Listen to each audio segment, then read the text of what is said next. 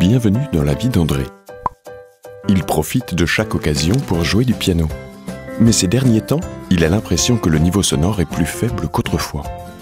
Il a donc essayé d'amplifier le son. Mais depuis quelque temps, même cette solution ne suffit plus, car entre-temps ce sont des sons complets qui lui manquent. Il se demande de quoi il retourne. André se met à la recherche d'une explication. Et rencontre Félix sur le net. Félix avait exactement le même problème. Dans un premier temps, tous les sons semblaient normaux. Mais brusquement, les sons sont devenus beaucoup plus faibles et paraissaient assourdis, comme dans du coton, de sorte qu'ils ne parvenaient plus jusqu'à son oreille.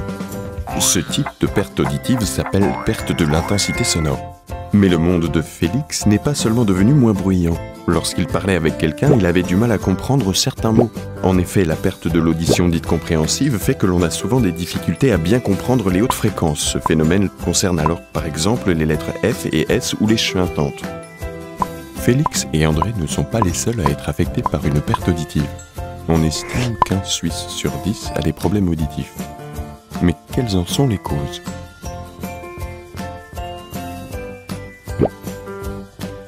Outre la perte de notre capacité auditive dans le courant de notre vie, le bruit, l'hérédité, les infections et les autres maladies, mais aussi les médicaments, l'alcool et les cigarettes peuvent représenter un risque pour nos oreilles. Toutes ces causes peuvent être à l'origine d'une perte auditive. Pour être à nouveau capable de tout entendre, il faut trouver rapidement une solution. Cette solution, Félix l'a trouvée. Il est allé consulter Amplifone, le spécialiste des appareils auditifs. Chez Amplifone, on l'a aidé à être nouveau capable de tout entendre. C'est peut-être aussi une solution pour André. Sur la page internet d'Amplifone, André cherche l'adresse du magasin spécialisé près de chez lui. Et là, il retrouve enfin les sons et les bruits qu'il avait perdus.